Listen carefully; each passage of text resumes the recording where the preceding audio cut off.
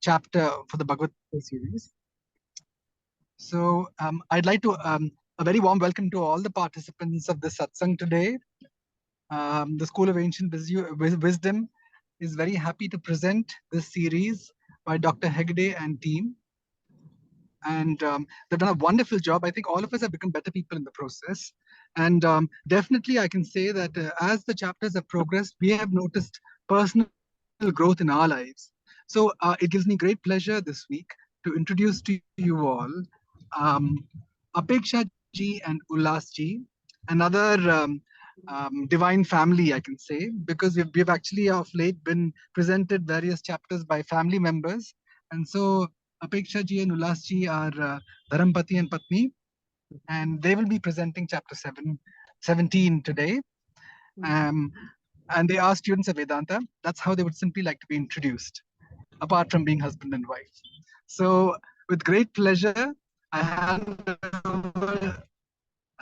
pass the baton on to you, Apeksha ji and Ullas. I think you'll have to give us screen sharing permissions. It is disabled as of now.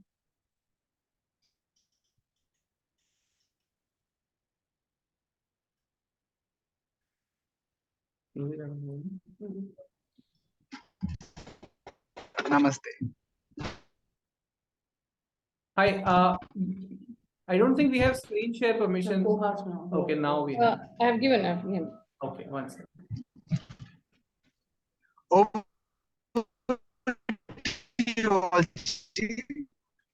You're able to see a screen now, right? Hanji? You're able to see us, right? Come again, please. You are able to see our screen, right?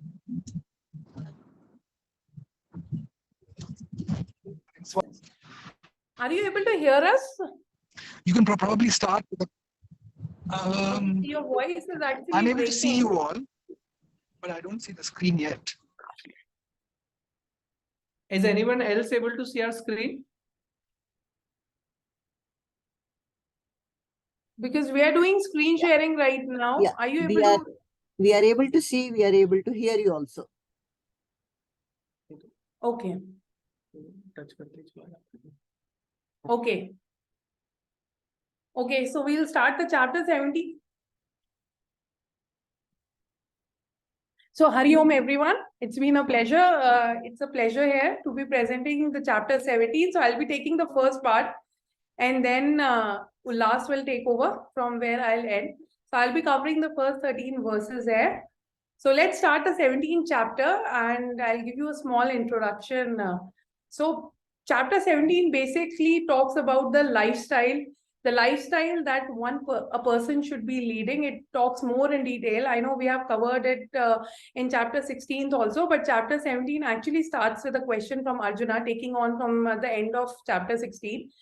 Here in chapter 17, Lord Krishna will be talking about the way of lifestyle and the importance of it. Because you might be number one in the academic area. You might be knowing, all the Upanishads and scriptures very thoroughly. And there have been examples in the past where people have known. But if you are of Asura Sampatti and if you are not leading the right lifestyle, then you're not able to implement. There's not going to be any spiritual transformation. And this is what chapter 17, talks about.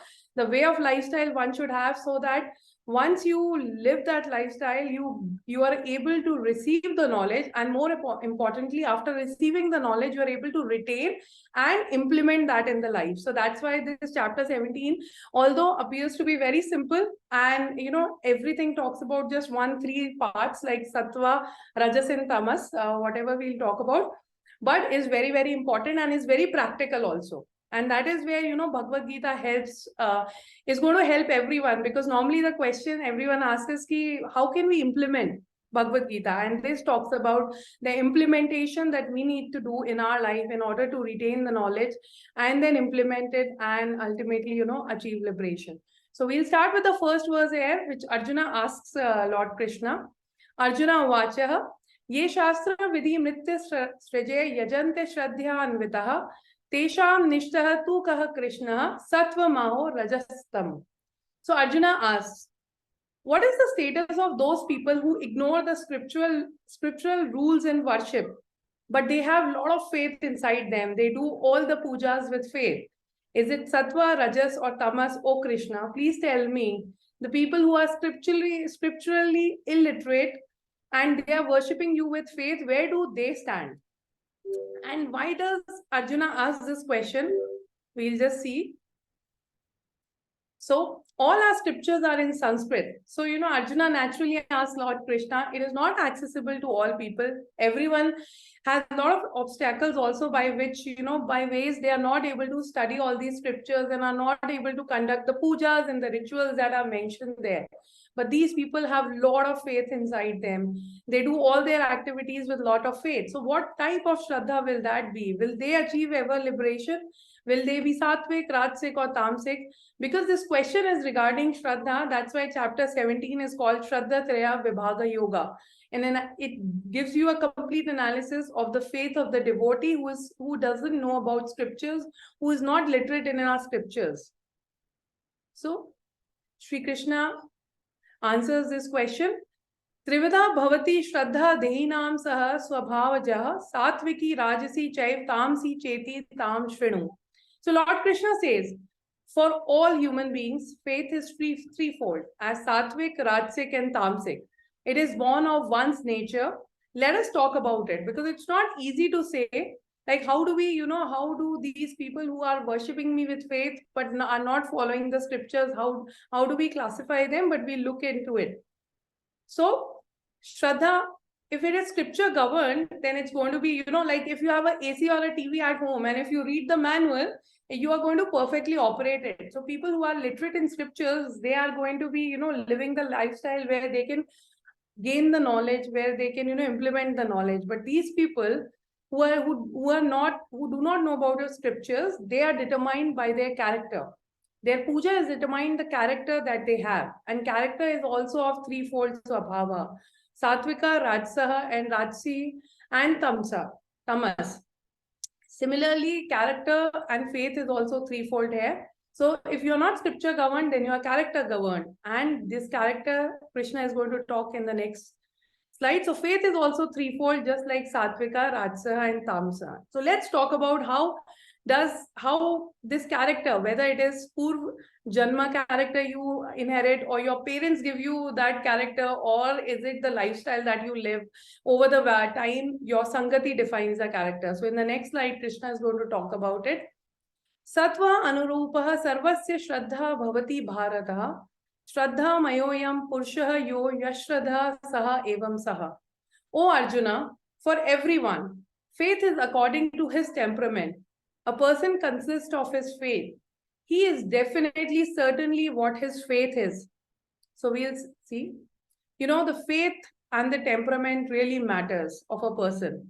And can we define faith? No, faith you cannot see, right? Faith is like something that we have inside. You cannot quantify it. Faith of a person depends upon his mind. So just like, a doctor, when he looks at the patient, he comes for sickness, he cannot look at it physically. So he goes for blood test and he goes for, a lot of other tests. So how do you measure the faith? The activities that person is going to do is going to define how his faith is. So first, let's talk about the mind, and then we'll talk about the activities. So mind is controlled by parents. As a parent, can I control the mind of my child or the lifestyle of my child? The friends that my child is going to have in future, is that going to define his mind? Or is it Purva Vasana, the previous Janma Vasanas? It is actually a mixture of both. It's a mixture of all three of them. Like Ravana had such a great parent, right? And in the form of great sage of Vishrava. But Ravana was born of Asura Sampatti. So where did he inherit it? Because his parents were all Sattvic, right? All Sattvic. So it's not necessary that if you are Sattvic, your child is also going to be Sattvic, because there is some previous life karmas and sanskaras also that comes. And Ravana is a great example. Same is with Prahlada, right? He was the son of Hiranyakashyap. And still Prahlada turned out to be more spiritual and more liberal, advanced. So Shraddha, faith alone molds a person. And adult is a product of the childhood Shraddha, the childhood value. So they say, what if you have, Purva Sanskaras also, but they say The childhood is very, very important of a child. What you should do is that you should teach the child these values, these values that one should have in their life. Catch them young like a plant, because once they grow into adulthood, it was very difficult to change Ravana. You cannot change a person like Ravana. It's like the example that it's given here. Swamiji talks about this, that a young tree can be molded, right? You can tie it and it can be molded and it can be grown into a definite shape, the shape that you want when it is when you catch them young. But if a tree is already grown with that hardened trunk and such a big structure, you cannot transform the tree at all. Then the bad habits are going to remain. So catch them young like a plant. Moving on to the next verse. Yajante satvikaha devan yaksha rakshansi rajasaha pratan bhuta ganam asharchanya yajante tamsaha jana. So now we will go towards the type of puja. And here, just going by the verbatim meaning, Sattvic people worship the gods, Rajasic people worship the yakshas and rakshasas, Tamasic people worship the ghost and the spirits. So Shraddha is, here Krishna talks about Shraddha and how we can see the Shraddha by the puja that they're doing. So we'll see in detail who worships who. Shraddha or faith is an invisible thing, like I had said, right? You cannot quantify. So we are going to, Lord Krishna is here inferring what type of Shraddha person is had from the type of puja it's going to do. It is not going to be as per scriptures, but we can still see quantified by 3 factors. Puja is defined here by 3 factors, which is very important. What type of deity you are worshipping, that will define what kind of puja you will have. Then we will also talk about the mode or the method of your puja, that will also define what kind of Shraddha you will have, and the motive or the bhavna behind it. So every time you're doing puja, just remember these three things. This will define your character, what type of deity, mode or method, and motive or bhavna. In this particular verse, we first of all deal with the object of worship, that is the deity that you are worshipping. So who worships who? In this Sattvic Shraddha, when you worship like Lord Rama, Shiva, Vishnu, they contribute to your spiritual growth, right? That is called Sattvic Shraddha. Then what is Rajasic Shraddha? Rajasic Shraddha, our ancestors have always told us to worship gods like Rama and Shiva, right? So that is because they belong to the Sattvic type of puja, that is why. But if you are a person with Rajasic faith, what does that mean? You are religiously materialistic. So there are people who will go to Badrinath and they will say, we will go to Kuber, Lord Deva Kuber's temple also, and there we'll give this much amount of money, and in return we will get this much amount of money, money or some benefit that they want. So they will worship all the devas and the yakshas and the gandharvas, Kinnara, all related to the materialistic growth that they want in their life, related to money and all materialism. Tamasic Shraddha, you worship the Pretatma, spirits, bhutas and all. What is Tamasic Shraddha, which contributes, and all this puja contributes to destruction and violence. It is basically related to destruction of others. So that is called Tamasic Shraddha. We'll look more in detail in the next 2 verses. Ashastra vihatam ghoram tapyante yo tapoho janaha dambha ahankara sayuktaha kam raga balanvitaha. So here the Krishna, we have already seen the object of worship. Here Krishna in the next 2 verses will be taking up the mode and the method of worship. Some people, mode of worship, some people practice severe austerity, which is not prescribed in the scriptures. They are given to pretension and egoism and are possessed by the impulse of desire and attachment. So what does this mean?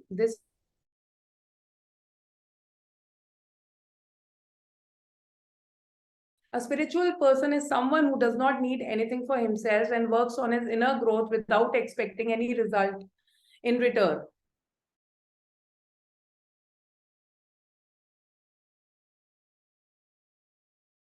80 days, 90 days. There are a lot of examples that we have seen in the past, and our scriptures never tell that. See, once in a month, it's good if you are.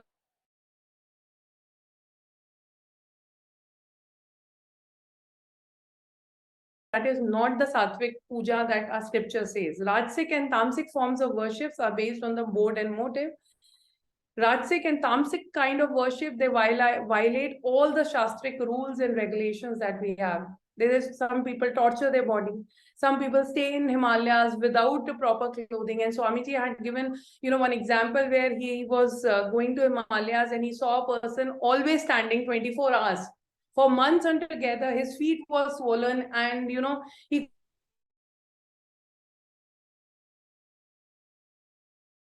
and all, remaining in cold Ganges waters for months and months.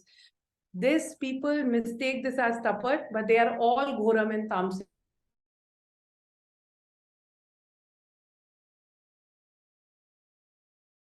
Laws of scripture is to take care of your body. So we should not pamper the body and we should not torture the body. It should always be in the middle.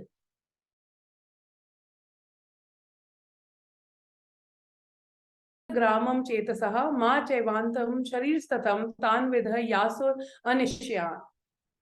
These indiscriminate people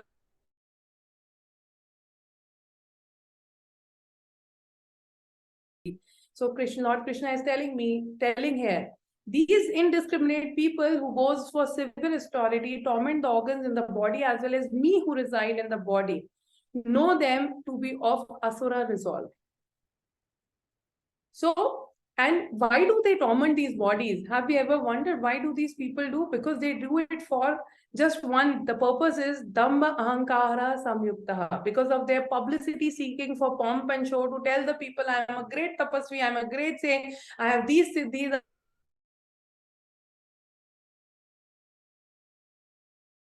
Example we can see is, in all the TV serials also we have seen, and in a lot of stories we have seen the Rakshasas, they have all done these kind of stuff.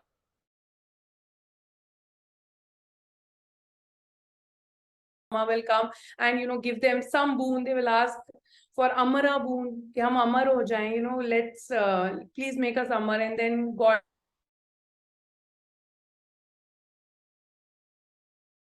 who do all these tapas. And very important, when wherever Lord resides is considered as a temple, this body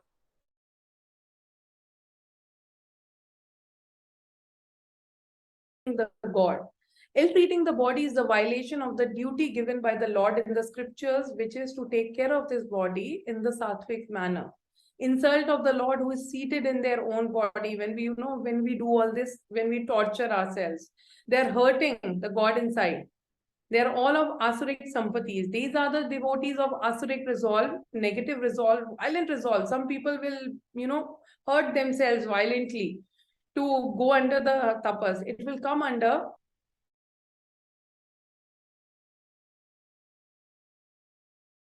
one do puja when you don't have the necessary scriptural knowledge. Puja for spiritual growth is sattvic. So if you want to do Ekadashi once in a month, that's all okay. It has to be in middle material. If you are doing for your spiritual growth, you are keeping Ekadashi Vrat so that your mind becomes strong, your body is purified, that is perfectly fine. It is sattvic in nature.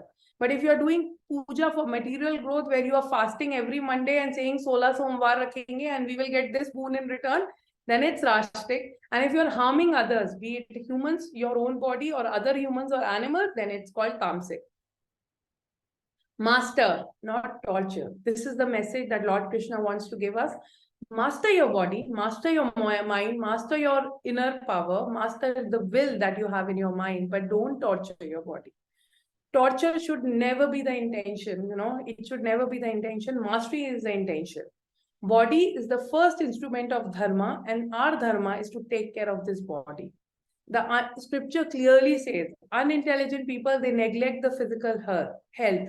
Insult to the body is insult to the Lord who is seated within us. Next slide. So now that we have seen puja, the next 3 slides are going to talk about the food. Very important. Our scriptures, the beautiful aspect of Bhagvadgita and our scriptures is that they have made the daily activities of our life in such a way that we can use it for Chitta Shuddhi. And why is Chitta Shuddhi required? Because Chitta Shuddhi, if you do not, purify your mind to receive the knowledge, you will never be able to implement it. So now we have seen the puja, which is a daily ritual that, in most of our Indian households, we see. Nowadays, it might be disappearing. But the fact is that our parents and, they have always prayed. Puja we have seen. Now we'll move to one another very important aspect, which is the food that we eat. So let's see what Lord Krishna has to say about that. Ahar stavapi sarvasya trivodho bhavati priyaha yagyastha pastata danam tesham bhed mimam shrinu. Food liked by everyone is also threefold. So also are yajna, austerity, and charity. Hear about their division. So 4 more topics have been added by Krishna here. The question was about faith that Arjuna asked, but now Lord Krishna has added 4 more topics which he feels is very, very important for us to implement. Which are those 4 points? Ahara, the food that a person consumes. These are the daily activities that we do. The yajna, the type of puja worship that a person performs. Tapaha means the austerity and the penance that we do. And danam, very important.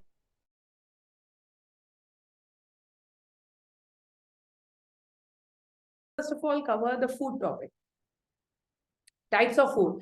Before that, it is not related to the shlok here, but if you see, our scriptures are so good that, even the daily activities like breathing and bathing has also been, involved in our scriptures by saying that when you are breathing through pranayama and all, you can, purify your mind. So there are certain techniques that are given when you should do pranayama, how you should do pranayama, and, one can study in detail. And then you can also see why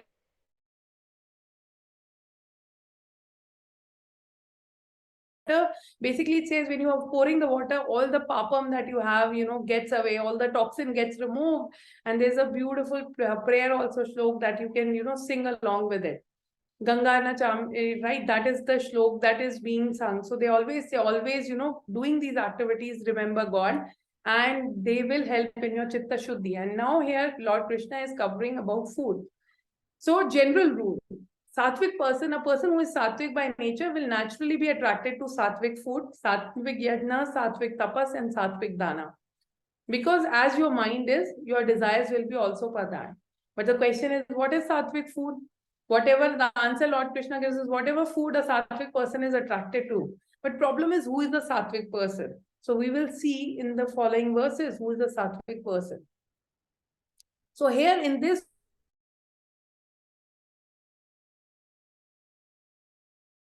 to that. Ayu Sattva Balarogya Supriti Vibardhana Rasya Snigdha Stira Hridaya Ara Sattvika Priya. Those food which increase longevity, mental strength, physical strength, health, comfort, and pleasure, which are delicious, not dry, nourishing, and pleasing, are liked by Sattvic people. So let's see one by one. Food that first, let's talk about why food has such a great influence in our individuality. So food here, Lord Krishna and Swamiji has divided it into 4 parts. When we talk about food, you should look at the source of food and its influence on the person, the quantity and the frequency of food, how much quantity you are intaking and how much frequently you are eating in a day.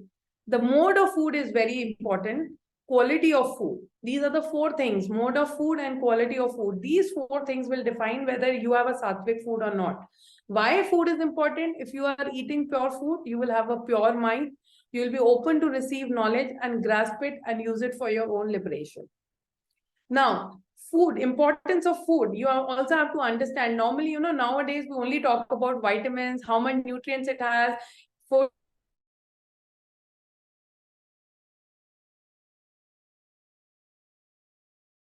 But as per our scriptures, the food that we eat has 3 layers. One layer is of Stula Bhaga, which is for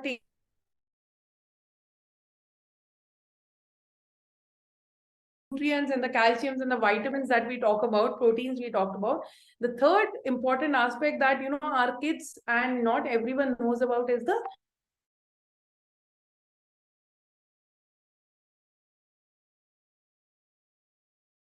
how you will eat will impact your spiritual growth of your mind. So let's see in the next slide which kind.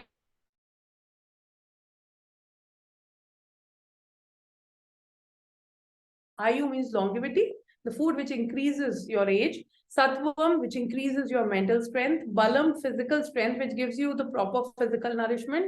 Arogyam, health, which actually makes you very healthy. Sukham, which is required for your long-term comfort in life, because Rajasic food might be, you might like the taste in the short term, but long-term it results in a lot of health problems.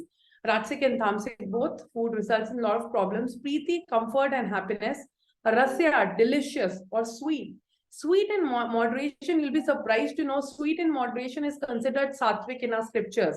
So you should have little bit sweet, but in moderation. It's a sattvic thing to have. Stigna, food which are not very dry. So ghee should be added, but in a right proportion. You should not eat too much of ghee. You should not eat without ghee or oil. Ghee is also required. So your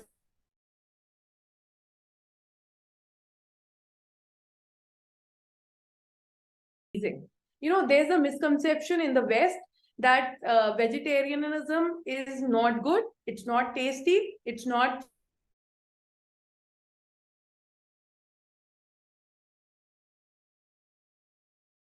is the best kind of sattvic food you can have. In that vegetarianism also, we should also consider these factors, because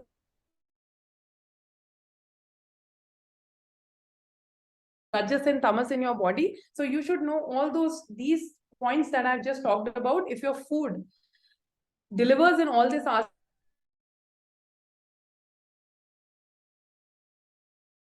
thali here, and you can see if you're hungry right now, you've not had your dinner, you would want to eat this. And this does not involve onion, this does not involve garlic. It is pure sattvic food cooked with, cooked in own home's kitchen and made. And it looks so tempting and pleasing, right? And you can fulfill all your proteins also from vegetarian. So whatever your paramparic food has been, vegetarian food has been, it's perfect for your health. That's what Swamiji is saying here, Swami Paramarthananda ji, as well as Lord Krishna.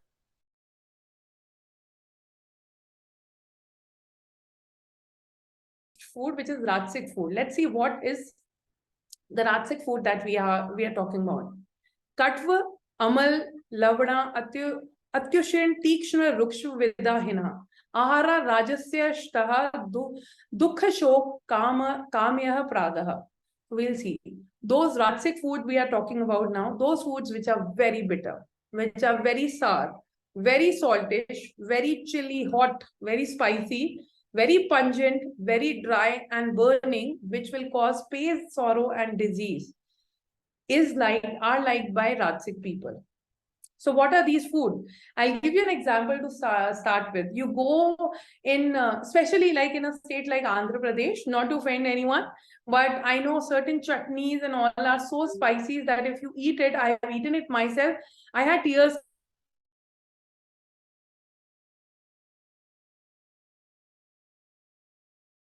I like my food to be less spicy, less. So once I ate the chutneys there and tears started coming, this is my personal experience, I could not eat it. So a lot of spices added there. So other than sweet, all the other taste of, rasam, sad rasam, all the other 5 rasas in excess is considered Rajasic. So even if you are from that, even if you are adding a lot of spice, you should put it in moderation and come down to Sattvic, because all this spice and all these all these qualities that we are going to talk about, it actually leads to, scientifically also it has been proven that if you eat too much spicy, too much, too much salt and all, it will lead to a lot of anger related issues, cholesterol issues. Too much of ghee will, related to cholesterol issues, and then high BP and all those issues will happen. So Ati Katu is very bitter. Ati Amla is very sour.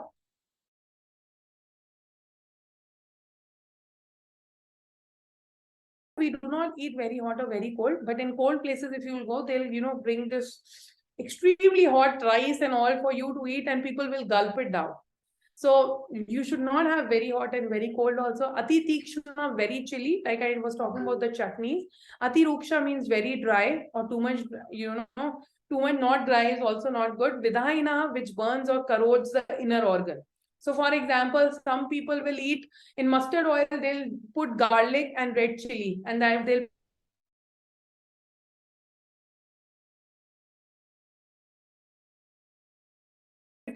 it will burn or corrode your inner organs and lead to health related issues. So for Rajasic persons, Sattvic food will be bland.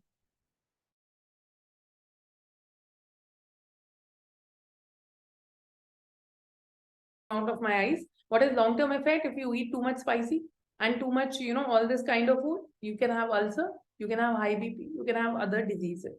So, but one thing that we should remember, Rajasic food, if you will see Rajasic people, they're very, very active in their life. So materially, it might be advantageous for them. They are hyperactive. They will be full of activity. 20 hours they'll be working. But spiritually, it's very, very, very disadvantageous. You cannot grow spiritually if you are eating Rajasic food. That is made very clear in Bhagvadgita. Next, we move to the Tamasic food. Yatayamam gatarasam puti paryushatam cha yatah uchyashtamapi Ashtamapi cha medhyam bhojam tamas priyam. So what is the food that is liked by tamasic people? That food which is not properly cooked, which lacks nourishment, which is putrid, stale or leftover, and which is impure is liked by tamasic people. So what is yatayamam? Undercooked or uncooked food. Nowadays, there's a lot of things that is going on. Yeah, we should have this salad and that salad and this mix and mix salads. It's our scripture said you should have the cooked food, heat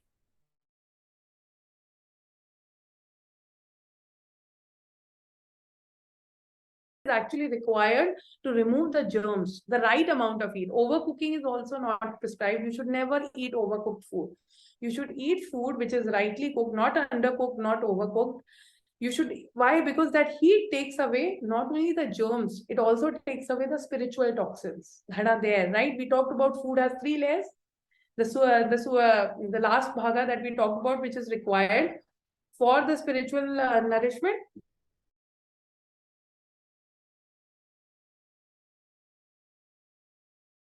Germs that it might have. Then it also talks about the puti. Some people, they keep the food in fridge and they will eat the foul smell.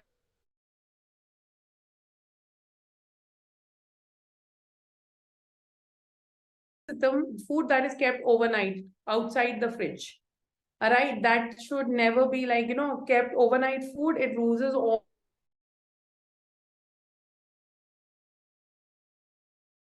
As you should consume it because that's when it is the most sattva pradhana food. So overnight food also is not required, but you should never eat the leftover food. Nowadays, people in certain countries, they will make the food and keep it for 7 days. It will have no impact. Trust me, it's it's saying that leftover food or you make the gravy and then you use it for 7 days, it will have no impact because food is required for a pure mind. So that is why in our ancient culture, food was very, very important. The source of food, who is cooking that food was very important. Whether you're cooking the food, if you will see, all our moms used to chant the shlokas, right? They would remember all these shlokas and chant it. Why? Because those vibrations were going in the food. And ultimately that food was becoming more sattvic, more sattvic pradhana. And it was having a direct impact on our body. So that's very, very important. Leftover food, undercooked, overnight food. And a medium food that is not offered to the Lord. So certainly if you are eating the leftover food, you can never offer it, right? In our culture, we always offer food which is cooked, right? Like hot, cooked, fresh food to the Lord. So if a food is a medium which cannot be offered to the Lord, then you should never eat it. Then you should know that it's not a sattvic pradhana food. That's a clear rule.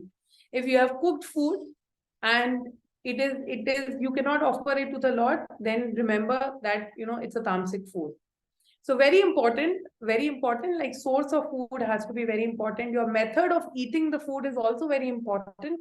If you're sitting at one place, you are remembering the God and then eating the food, because they say that there's a Annapurna Devta sitting right in our stomach, and when you offer the prayer to the Lord and to the Devta, then the digestion also, which helps digestion also is aided in that. So mode of eating is also very important.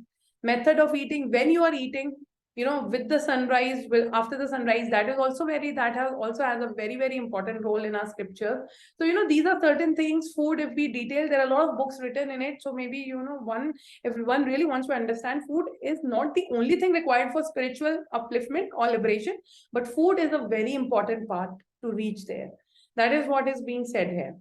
The 11th shloka, we'll go. Now we have completed the food aspect. Now we will go to the yajna part. Like I talked about the 4 parts. The food we have covered. Now we go to the yajna part. Danam will be covered later, as well as tapas will be covered later. Afala anshika bhiryal. Afala.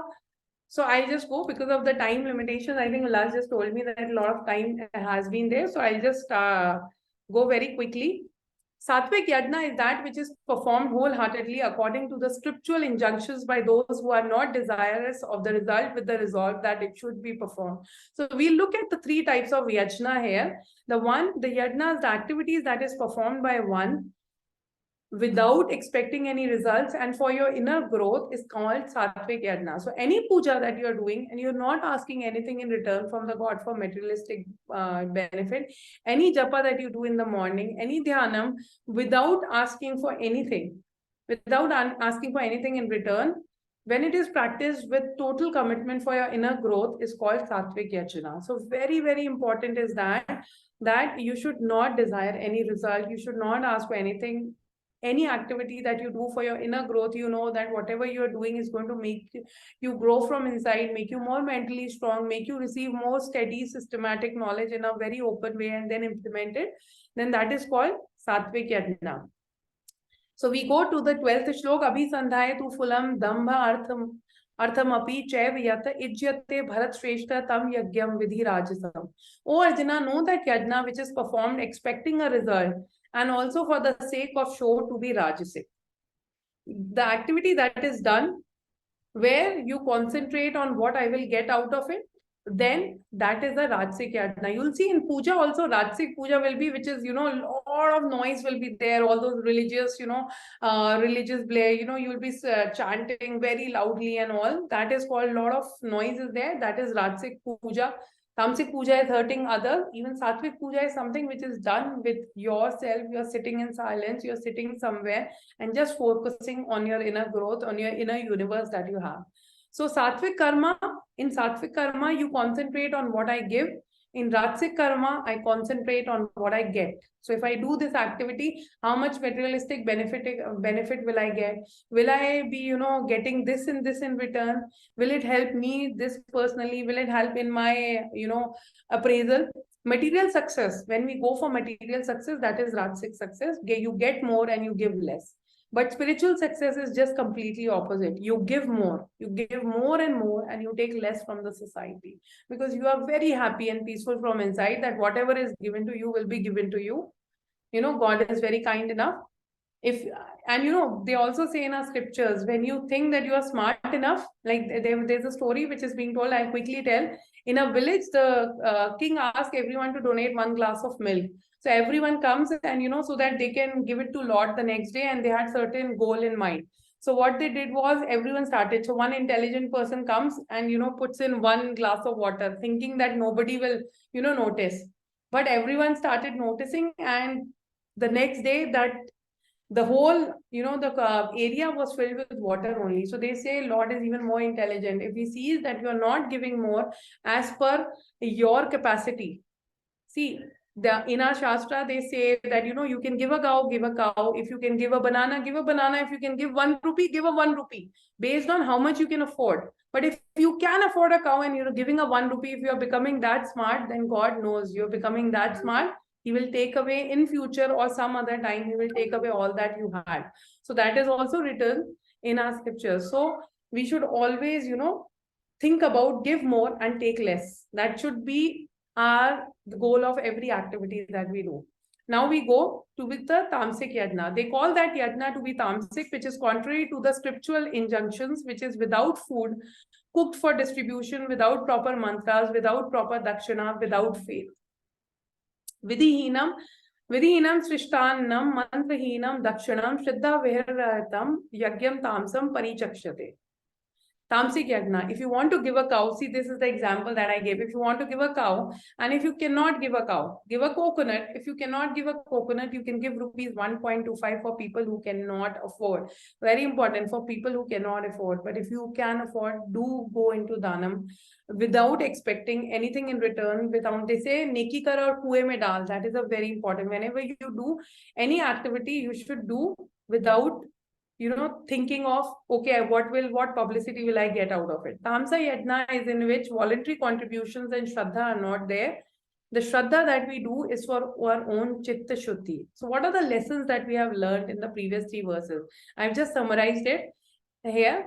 Tamsa yajna should be given up straight away. All those activities where you are, just taking, should just taking from the society, taking from others, should just be given straight away. Rajasic yajnas, because we are living a life, we are living a normal human life, there will be Rajasic activities that will be happening. Let the proportion become gradually lesser, where you are taking more and giving less. Let the selfish activity become lesser and lesser gradually. But the sattvic yajnas, that is the selfless activities where you are taking less and giving more and more for the benefit of others, should increase gradually in our life. And that is what a karma yogi does. And karma yogi is one. We should all strive to become a karma yogi, a one who gives more to the society and takes less from the society. And a very good example that is being taken is the tree. If you look at the tree, it always, it is having all the sunlight coming, burning all those lights coming on the tree, but the tree is giving shade to thousands of people. Even the fruits are being given to others. So everything of a tree is being given to others also. So tree is a very nice example of a karma yogi, and that is how we should strive to become. Hari Om. I will now pass on to Ullas here, who will just join.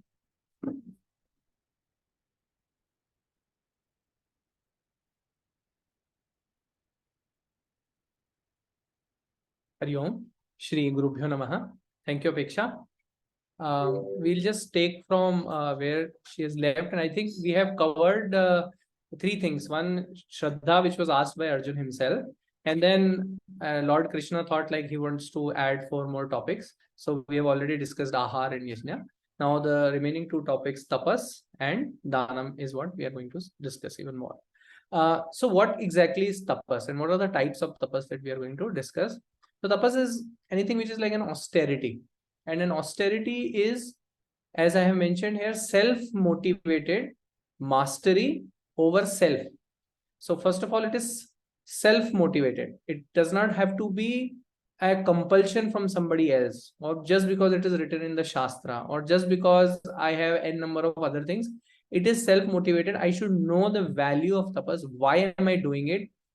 In the rest of the presentation, we'll be talking about doing things as an end to itself, rather than being a means for something. Because when it is a means, then we are expecting some kind of a result. But if it is an end in itself, so the tapas, which is self-motivated because I know the value of it, when I do that, that is austerity. It's a mastery. It's not suppression of my sense organs or of my anything. It's a mastery that I can control them when I want to use them, and I don't want to use them. Over self. It's not a control on others. It is on my own self. It's a discipline. So there are, until now we just saw the bifurcations were guna based, which was sattvic, rajasic, and tamasic. But now we'll see 2 types of differentiation. One is instrument based, like how these tapas happens. Tapas is like any activity. It's not only that tapasya that somebody is doing it over Himalayas. So one is physical, kaika, vachika, mansika, physical, vocal, mental.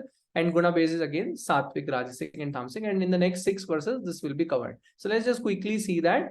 Deva Dvij Guru Prajna Pujanam Shaucham Arjavam Brahmacharya Mahimsa Cha Shariram Tapa Uchyate. So I'll just explain any type of rituals. Basically, whatever we are doing through our body is a physical austerity, is a kaika karma. Now, some of these rituals, what is the benefit of doing those rituals? First thing is like, we will get rid of our tamoguna for sure. Because if we have to take bath in the morning, if we have to do puja, obviously we have to wake up early and all. So, or we have to do pradakshina, etc. So at least the major thing that kills a human is alasya. So if that can go away, that's a great benefit of rituals. And also it reminds us of our relationship with God. Every day when we go to temple, then we know that okay, there is God, and ultimately in Vedanta we see that I am myself God, but we need to keep reminding ourselves, like we take bath every day. Then the other what is physical austerity is keeping ourselves clean. And that is not just, and because we are talking about kaika, so we are only talking about physical aspect of it, cleaning our body, making sure that our clothes are clean, making sure that our place of work, place where we stay, it's not everything is everywhere. That should not be there. So shaucham has to be there. Integrity, arjavam. Whatever my words coming out of my mouth, they should be reflecting in the action also that I'm doing. It should not be that I am saying that I am a great person and then my actions are saying something very different. So the people who observe physical austerity, there is an integrity between what they say and what they do. Then this is very simple to understand, that chastity for the people who are in the brahmacharya ashram and vanaprastha and sannyasa ashram, and celibacy. Actually, chastity for the grihastha ashram and celibacy for the brahmacharya, vanaprastha and sannyasa ashram. Non-violence is very important. And again, because we are talking about physical, वैसे violence is also through vachika, but here we are only talking about physical violence. Whenever we are interacting with different people, with different things, we should be non-violent. We have to observe that. So that is the physical austerity. Now he is going to talk about what is vocal austerity. Anudvegakaram vakyam satyam priyahitam cha yat swadhyayabhyasanam chaiva vangmayam tapa uchyate. There are Swamiji's, there is a very great thing that Swami Anubhavanandaji also says, that like if we can control just one thing, if nothing else we can control, then it is our tongue. It does two functions. One is taste and one is speaking. And most of the things we get trouble into in our lives, and I can say from my personal experience, is because of the tongue. If we have a control over our tongue, then we pretty much have it. So organ of speech, here we are talking not from the taste perspective, but from the speech perspective, that from organ of speech is very powerful for amongst all the karmendriya and jnanendriya. That's why he's only talking about speech. Because however intelligent we are, humans are great because we are very intellectual and we have free will. But the more very important thing is we can communicate our ideas. If you and I are very intelligent, but we cannot communicate, then no use.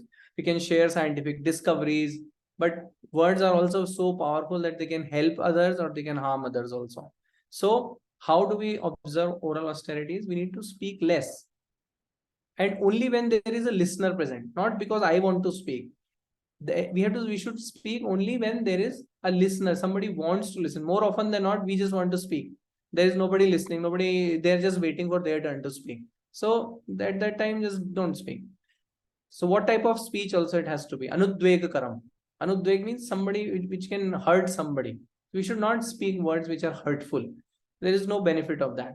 Satyam. This is very important. Truth. And now truth can be like two things. One is avoidable truths and one is unavoidable truths. So one may say, well, there are certain things which are unavoidable. What do we do with that? So let's go easy, step by step. First, avoid the avoidable truths. What is the need of saying that, yeah, I got late because there was so much of traffic. If there was no traffic, you started late, then just say you started late. However costly it is, the avoidable truths must be avoided. Then the words have to be pleasing and comforting. All this is coming from here only, like see Satyam, Priya, Hitam, Anudvegakaram Vakyam, Swadhyaya Bhyasanam. We'll discuss that. Benefiting for the speaker as well as the listener. So, if it is not benefit, there can be three possibilities. It's only benefit for the speaker, no benefit for the listener. Don't do that. If it is only benefit for the listener, then you will not even speak. If it is not beneficial for either of them, which is like a gossip, that is absolute no, don't do that. Truth is have a habit of praising also. Now, what happens is many times we will say, well, if I say truth to somebody, then if it hurts somebody, then what will we do? Should I be truthful then or not? The idea is, if you are generous with the praises, then you can also dole out criticism. If you only are saying criticism, then that truth is obviously going to fall flat and people will not appreciate that. Then other things of oral austerities, parayanam of shastras are there, and all of the above are sattvic tapas. Then the mental austerity is talked about. Manaf prasada saumyatvam maunamatma vinigraha bhava samshuddhirityetat tapomana samuchyate. Mental quietitudeness. This is the most hard, the most beneficial amongst the three that we have talked about. It is very subtle. It really needs mind control. And once you have that calm mind, what is a calm mind? In which at this point, I'm not thinking about what will happen after this class. What am I going to eat? Where am I going to go? Not worrying about future, what will going to happen next year and all that. Being in the present, we must plan, but not worry for the future. In the same way, we should learn from the past, but not brood over it. Oh, that happened. What if I would have done this way, that way? No, these are my learnings. And that way we'll have a calm mind. And once you have a calm mind, then the thoughts also you can actually observe them properly. And you should have gentle thoughts. What are gentle thoughts? See, whatever actions are happening because of the words that I have spoken, and they also come because of the thoughts that I have thought. So thoughts lead to words, lead to action. So if my thoughts are going to be gentle, my words and actions automatically will be gentle. Monam. This is also very important.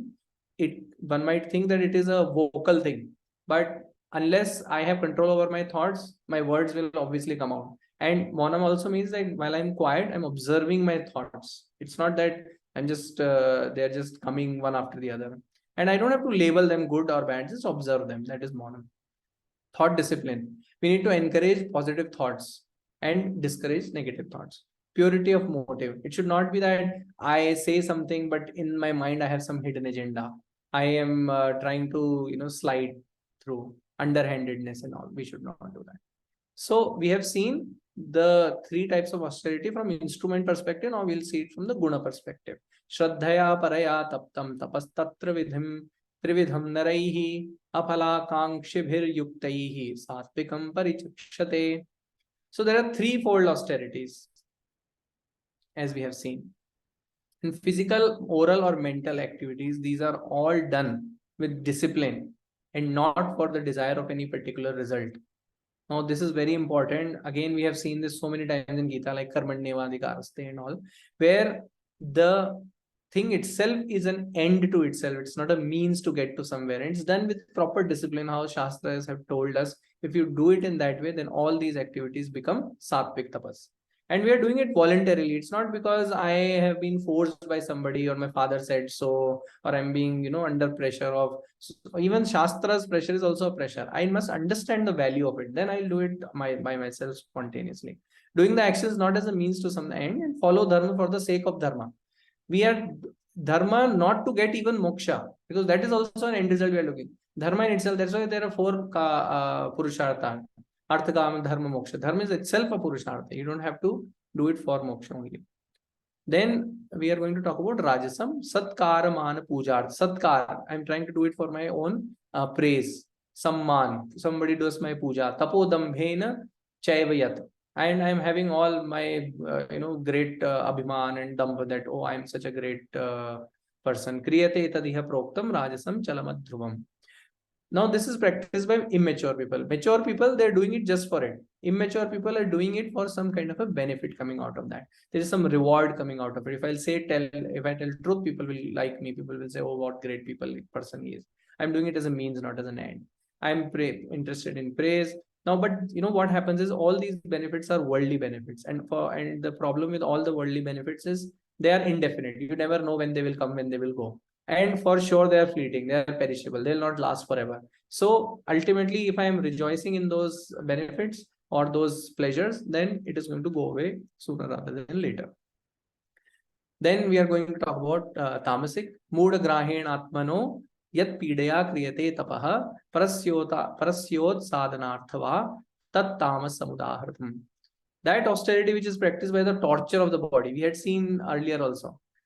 That is again a very unhealthy goal. I'm hurting myself or I'm hurting others or whatever. These are like, negative thoughts. Based on that, if I'm doing my tapas, then it's going to be a tamasic tapas. Like if I'm doing something to compete with somebody, to pull somebody down, or I consider somebody as my enemy, or I'm hurting them, or I'm doing some kind of a black magic, all those things are tamasic. We must avoid them. Let's not dwell too much on tamasic. Now, next topic is dana. But we know tapas and all activities and all we all have to do. But why do we have to do dhanam? This is like one of the harder things in life, at least from my experience, is that why we should even do dhanam? What is the need for that? See, there are many things we have acquired in our lives which are unhealthy traits, and mostly all these unhealthy traits have come out of ignorance. What is that ignorance? Is like I am apurna, I am not purnam.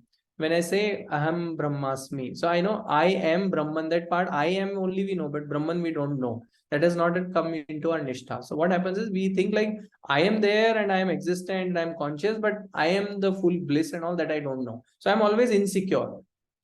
Something is going to happen to me because and so what happens is I try to get that security from somewhere, and that I try to get from outside world, and outside world itself is perishable. So when I rely on something perishable, then it's a bad idea. So these problems happen. So what is the error that I think is like, okay, if I possess more things, then I'll get more security. If I give away things, then it will be insecurity, and I'll always have a fear of loss of whatever I have. So more I acquire, more the fear of loss, and so it's a vicious circle.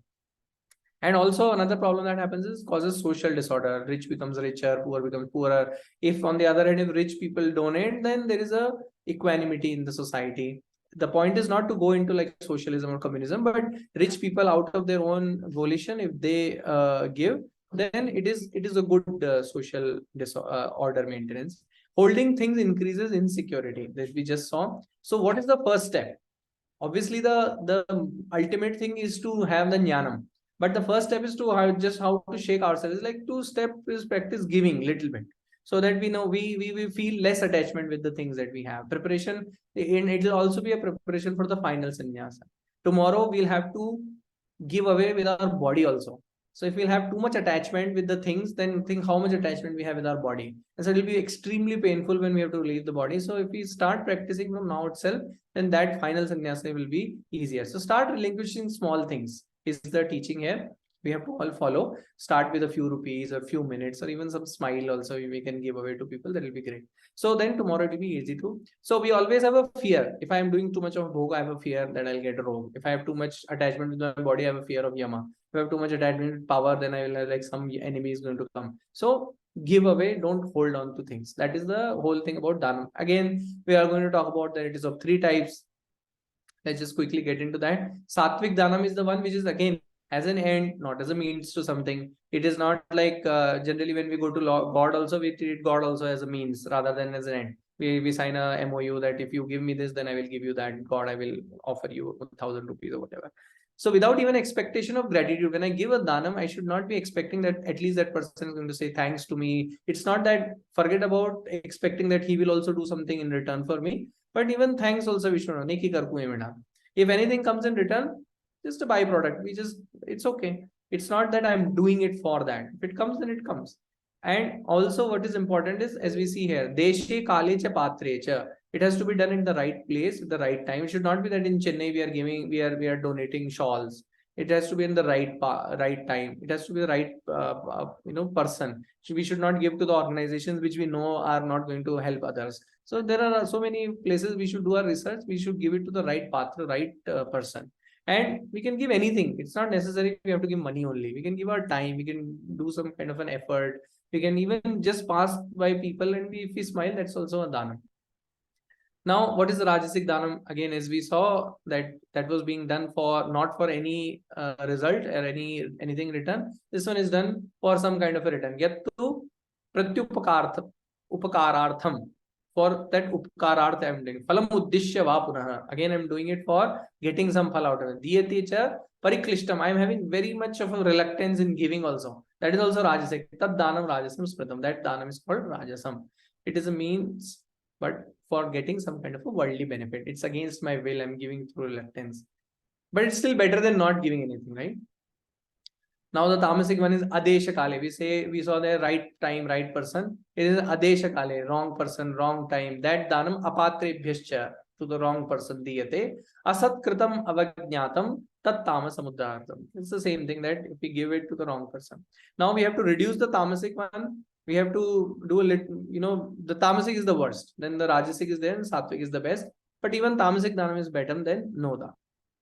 Now we have gone through tapas and dhanam. Now, in the last few verses, we are being told about the benefit of this great mantra called Om Tat Sat. Om Tat Sat. If you know, every place wherever we are starting something or ending something, we use this mantra. It's a very, very powerful mantra. And just in a nutshell, what it does is that all the mistakes that we have done, it will kind of overcome them. All our, even it is told that all our rajasic, tamasic karmas, etc., will also become sattvic if we just say this. Om Tat Sat. It's so powerful because it's like it's the name of the three names of Brahman or the Lord Himself. Om, Tat, and Sat. So let's read through this. Om Tat Saditi Nirdeshaha Brahmanas Trividhas Smritaha Brahmanaste Vedascha Yajñascha Vihitah Puraha. Very long ago it was told. Powerful mantra with three names of God, as I said. Om Tat Sat. Om means the protector of the world. Tat means that incomprehensible by, I cannot grasp, I cannot see, incomprehensible by any sense organs. Cannot see, touch, taste. That principle, that is called Tat. And what is Sat? Something which is internal existence. Everything is, fan is, book is, laptop is. That isness itself is called Sat. And everything just borrows its existence from that. So now Om Tat Sat is the, if I combine everything, it is eternal, incomprehensible protector of the world. And Brahmaji uttered this word in the very beginning when he was doing his greatest task, or the only task, which was creation of the world. So he used it then. So then it became the norm that everybody used it at the start and end of the activity. And it makes all rajasic, tamasic things as sattvic. Now, he used to create three wonderful things. Now, Om Tat Sat, as we see here, it says Brahmanaste Vedascha Yajñascha Vihita Puraha. It was used in creating three things, which was Veda, Yajna, and Brahmana. These are, whatever Lord has created, all are wonderful, but these are the most very wonderful things. So Yajna is what? Intelligent way of living, how we can live with peaceful prosperity and all, that is called Yajna. And Veda is the one where all these things are written, all these things are prescribed. And Brahmana is not by Jati Brahmana or like from birth. Brahmana means anybody who is promoting or protecting these Vedas. How? By teaching them, by protecting them, by protecting the people who are teaching them or following the Vedic lifestyle. Now, going a little bit deeper here, Vedic followers chant, it says Om Tat Sat, or you can just say Om. You don't have to say the entire thing also. So in 24, we will see just Om, then in 25, we'll see Tat, and then in 27, we'll see Sat. So all the three are important, and their things are mentioned here. That so Vedic followers follow Om before any activity, and activities prescribed in Vedas. Whatever activities are prescribed in Vedas for spiritual growth, whether it is Yajna, Dana, Tapas, we must say Om before them. That's the gist of that. Then the second one is about Tat iti yan abhisandhanaya. So this anabhisandhaya means without expecting any phala. So seekers of moksha utter Tat before starting any yajna, tapas, dhanam, that we saw. Now, whenever you are doing all these sattvic things, you are doing it without expectation. So for those things, we have to say Tat. We can always say Om Tat Sat. This is just Krishna is trying to explain individual words also. And here we need to know these people who are saying this, they know that Kriyante Mokshakankshibhi. Dana Kriyascha Vivida Kriyante Moksha. These people Mokshakankshibhi, because they know this, my internal growth is much, much higher than material growth. So they are doing it without any expectations. Now the last one is Sat. Sat, there are like 5 different meanings which are told, which is in both 26 and 27, 3 in 26, 2 more in 27. The word Sat, as we saw earlier, one of the meaning is eternal existence. The other thing is like any goodness. Like we say Sat Purusha, we say Sat Bhava, even the sadhus we say. So that means by Sat. Anything good is kind of Sat. And also good karma, like Sat Karma. All good actions are also Sat. And then in the last word it says Yajne Tapasi Dane Cha Sthitis Saditi Chochate Karma Chaiva Tadarthiyam Sadityeva Abhidiyate. Steadfastness in Yajna, austerity, and charity is also termed as Sat. However we are doing this Yajna, Tapas, Dan, that is also called Sat. Again, any action for the sake of Lord is indeed said to be Sat. So whatever we do with perseverance, with commitment, all those activities, then those are also called Sat. And forget about these all Vedic activities. If we are cleaning something, if we are arranging chairs, whatever is the least great work we are doing, if we do it with our wholeheartedness, with our whole commitment, that is also a Satkarma. So that's so we saw Om, Tat, and Sat. And now this is the final verse here, and this is the conclusion in which Krishna is again reminding us of Shraddha. He had started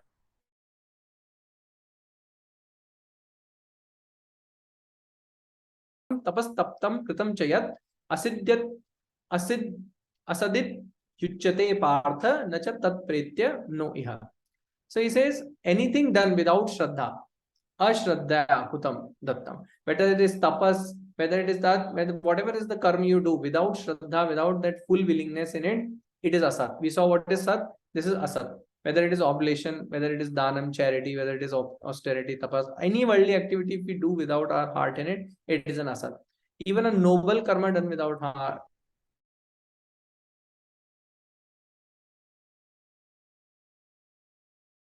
there is no benefit that comes out of it, whether it is material or spiritual in this life or next life. Here it says, tat pretya no iha. So there is no benefit coming out of that type of activities. So that's how we complete 17th chapter. Om Tat Sat. Iti Srimad Bhagvadgita Su Upanishatsu Brahma Vidyayam Yoga Shastre Shri Krishna Arjuna Samvade Shraddhatraya Vibhaga Yogo Nam Saptadashodhyayah. Om. Thank you. Hari Om. Thank you so much, Ullas ji and Preksha ji. That was really very nice. Actually, you've made something that you've made something that could have been a little more complicated into something that was so down to earth and simple, very practical. Actually, it's this chapter, the way it was presented, and the points, I think, drive home the practicality of the Bhagavad Gita even to this modern day and age, because it is timeless. But before I say anything else, we'll now throw the floor open to questions and clarifications and doubts that people might have, or even any comments. Sure. So, would anybody like to ask any questions now?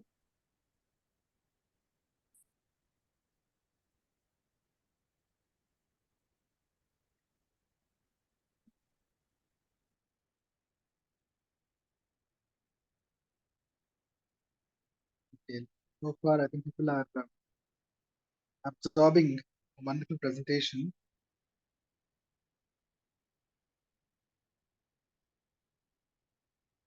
But it really was very nice.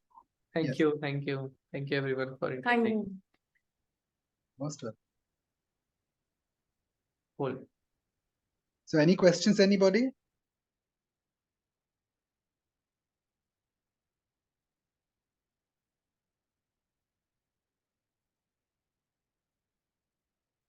Would anyone like to express your gratitude verbally? That's Or- all right. I think it's not a. Yeah, I think that they're just typing it out. But it's nice Yeah, to yeah. hear Oh, that's voices. okay.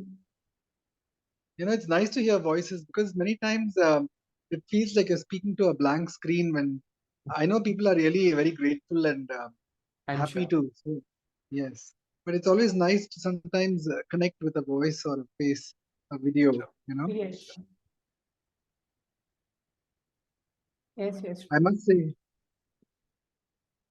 was someone saying something?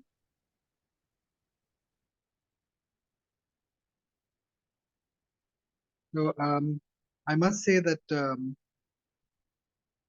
know, the children born to this family be really fortunate to have so much of wisdom being practiced. Thank you so much. Most welcome. I mean, the way you people spoke, I must say that it felt so down to earth. It was just like matter of fact. That is something that only proper practice can give. You know?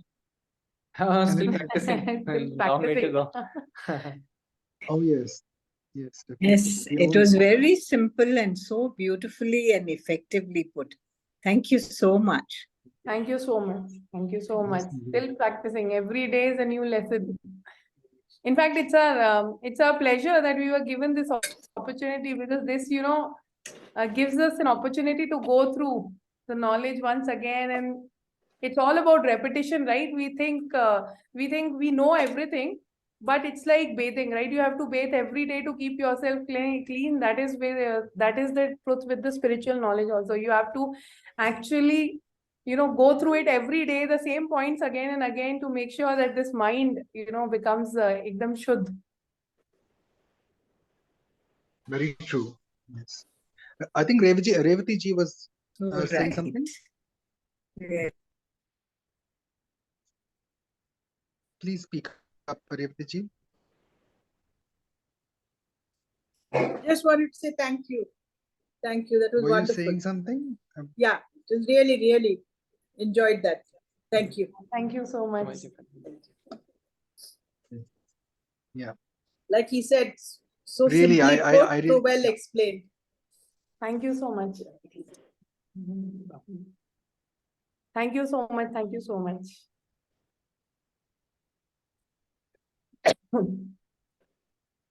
I would also like to ask our participants if they have, how they have, been experiencing the series, because now we are in the second last section.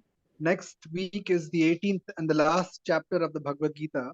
So how have you been experiencing these sessions? What is the transformation that you see within? Because I would definitely want to share something from my end later. But from your end, could you please share? It would be good for all of us to hear. It will also be empowering.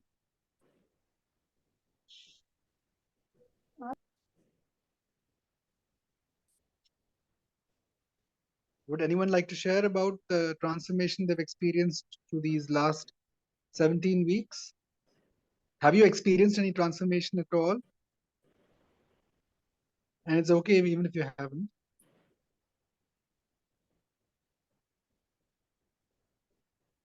I'd love to hear some voices if we could.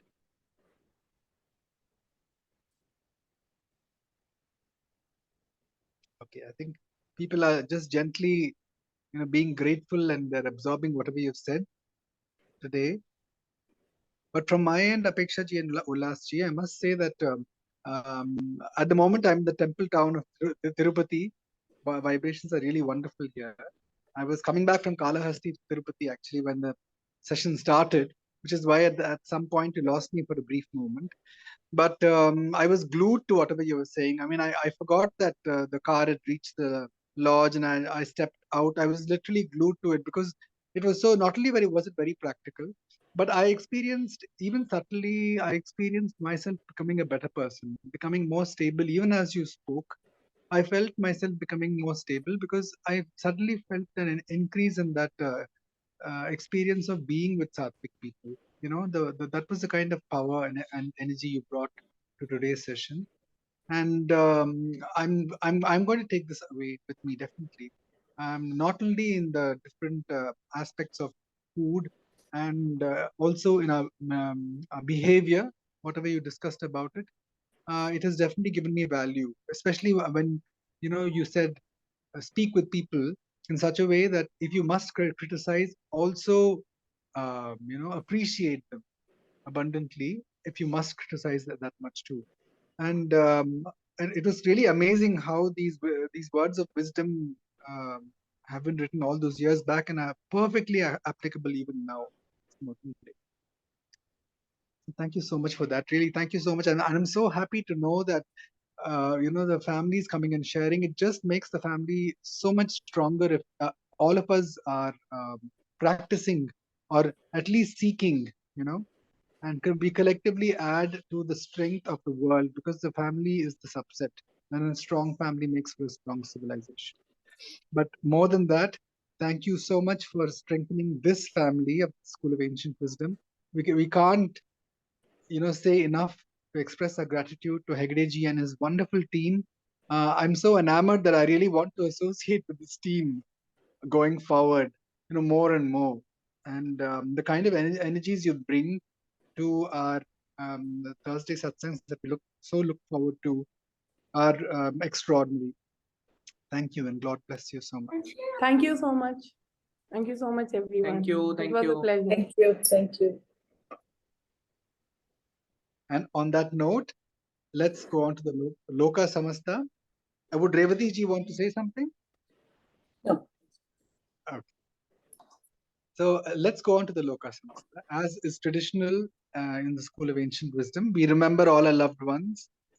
We remember those who might need these prayers, because the ability for all of us to come together and pass and to spread this awareness and these prayers really do make a difference in people's lives. And I've experienced it firsthand in my own family.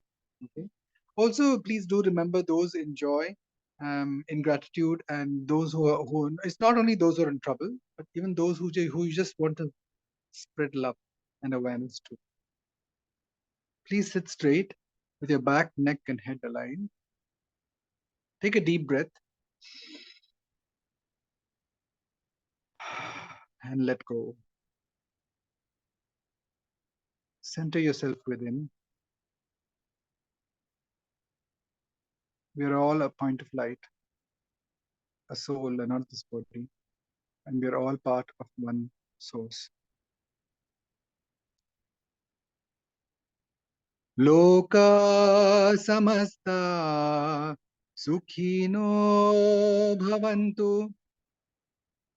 Loka samasta sukhino bhavantu. Loka samasta sukhino bhavantu. Om Shanti Shanti Shanti. Om Tat Sat Brahmarpanamastu.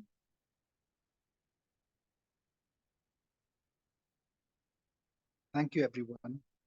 And we look forward to seeing you next Thursday. It will be a last session in the series of Bhagavad-gita, chapter 18. So please do bring your friends along. These have been very empowering.